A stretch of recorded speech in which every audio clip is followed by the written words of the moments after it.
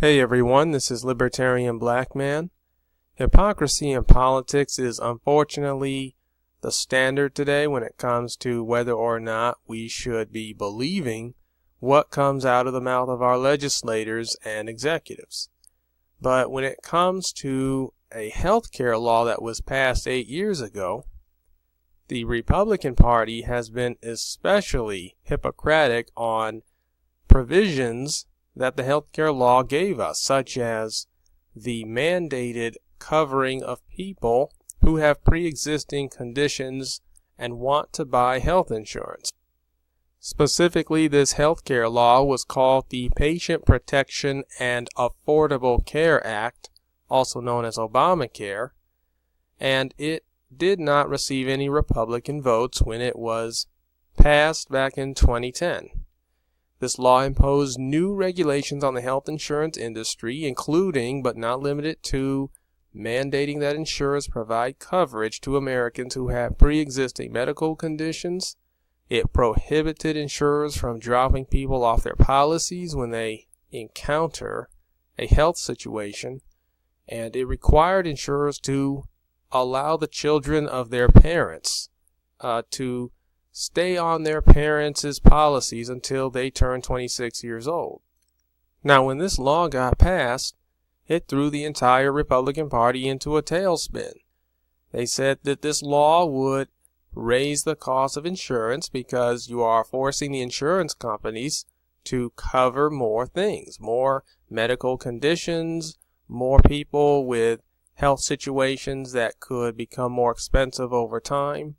And the insurance policies are going to have to charge a higher premium and a higher deductible so that the money can come in to take care of all of these extra costs. The insurance industry functions like any other industry. It is a for-profit venture, and if the money flowing out of the industry is greater than the money flowing in, it goes bankrupt. So putting the insurance industry in a position where it has to cover more simply means that more money has to flow in. And that means higher premiums and higher deductibles for all of us. So the GOP fought against this very intensely, making 70 attempts in the past, during this decade, to repeal Obamacare from 2011 to 2017. They made 70 attempts to repeal Obamacare.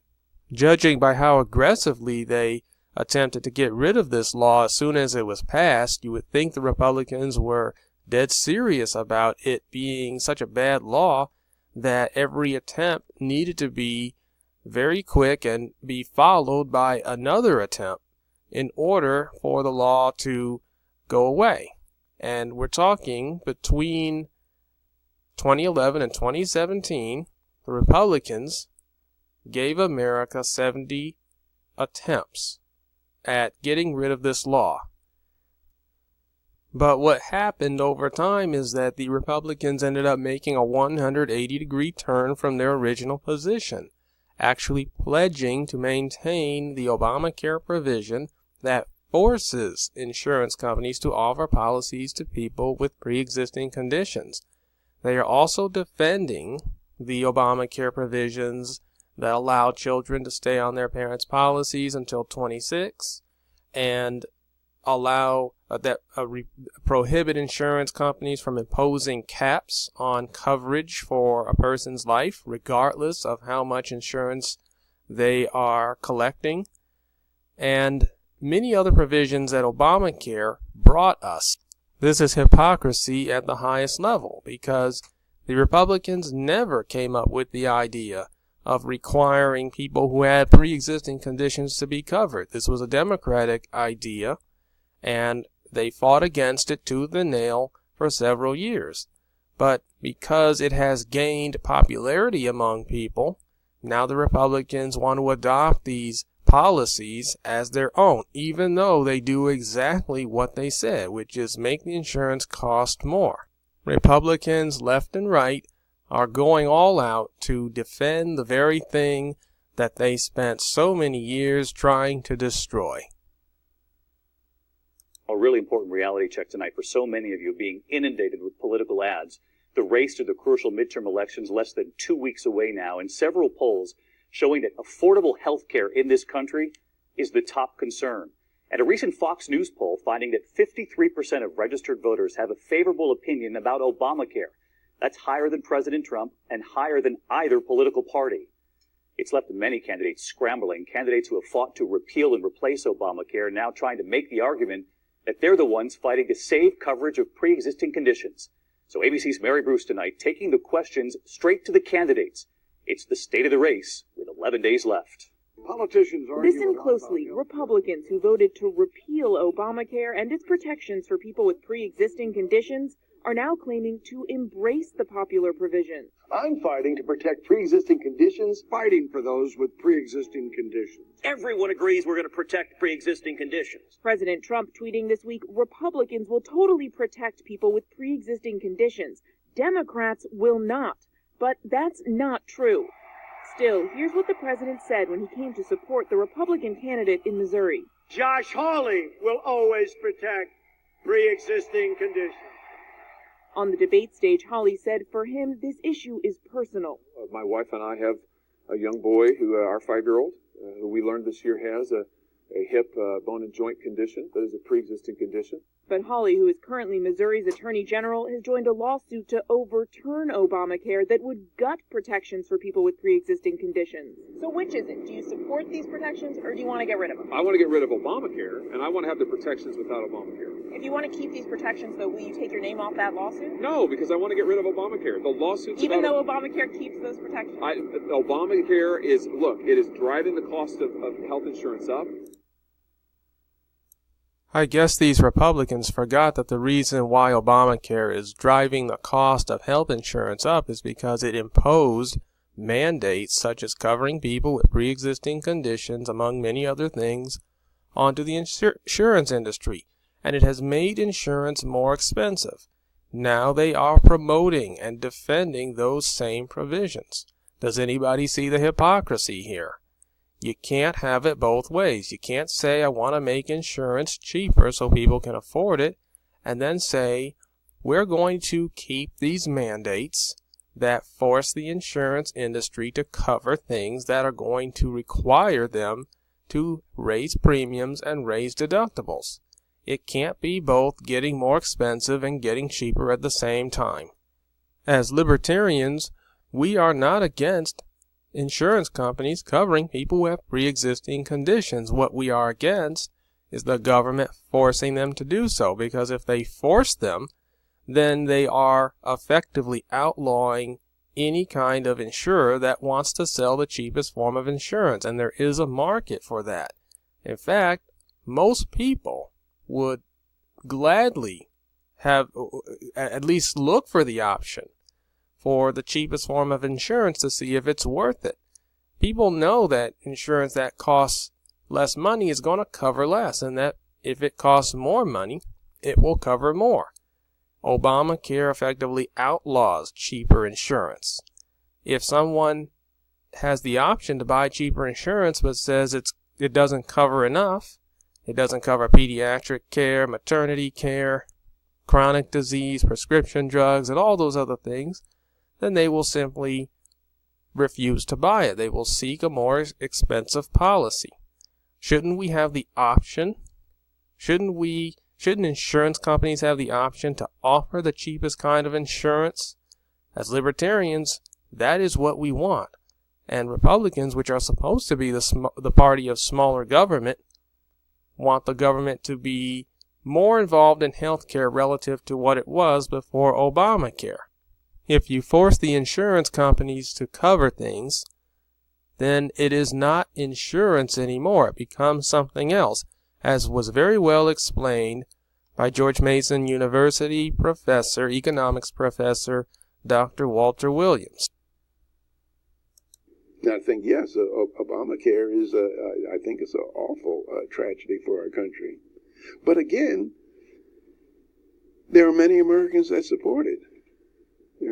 There are many Americans. That's part of the tragedy. That is, they think that the idea of being able to get have insurance with pre-existing conditions, they think it's a wonderful idea, which that's not insurance at all. That's welfare, and that's very costly. Apply this idea of pre-existing conditions to other kinds of insurance. Imagine that you're driving your car and you don't bother to get insurance, and then you have an accident, and you tell the insurance company, I want to buy a policy because you already have an accident, a pre-existing condition, and you want that insured. Or the same thing, not buy house insurance, home insurance, until you have a fire. And then get it. It's not insurance. That is, it's welfare that the president and supporters of Obamacare are calling for. Now, clearly, there are many people out there who have a hard time buying insurance because they do have a pre-existing condition, and therefore the insurance companies reject giving them a policy because of that. That was before the age of Obamacare. But even without Obamacare, if you had a pre-existing condition and insurance companies denied you a policy, you still had plenty of hope to get your health bills taken care of, because throughout American history, we had nonprofit organizations in the forms of churches, charities, mutual aid societies, fraternal and brotherhood organizations who would pick up the cost that people had of their medical bills. And we've been doing this for generations. They exist everywhere, and they still exist today. They would compensate people as a goodwill gesture, as what they're in existence to do, which is to serve the community, and not for profit, but for the good of the community. They would take care of people. So welfare, which is what Dr. Williams was saying, has been the result of forcing insurance companies to cover things. There's nothing wrong with welfare. We've always had it, and we still have it. It was actually better when it was coming from the private sector and not from the federal government. And if for those less fortunate people who fall on hard times or emergency situations come up, there is welfare for them if we just allow the private sector to do what it does. If we want people to have more affordable health care and more affordable insurance, we need to let the market handle this issue. Let the market deal with the healthcare sector. If we did, then the cost of healthcare would come down because you would have more competition. Competition is what makes it incentivizes the private providers of insurance to become more efficient in their production. They will cut unnecessary costs. They will hire people for whatever they can bargain for.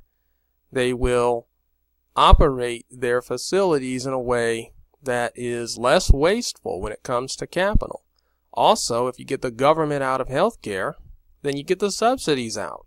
You get the extra money that flows into the medical profession out, and therefore there's less of an incentive to charge higher and higher prices.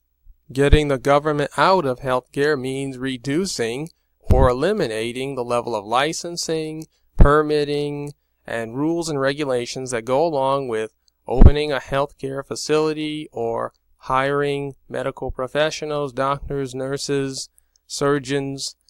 You get rid of all of the red tape, and you find out your costs start going down. If you made it easier for people to come to this country, you would actually have an easier time hiring people, because you would have a larger pool of people with medical training to choose from, and that would reduce your labor costs. There are so many ways for the marketplace to reduce the cost of healthcare, only if we allowed it to do so. Government subsidies, government regulations, and taxes have to be pushed to the side so that people in the healthcare profession can cut costs, have an incentive to reduce prices, and provide services more efficiently. Thanks for watching. Please subscribe to our YouTube channel. Please follow us on Twitter at Libertarian Black Man.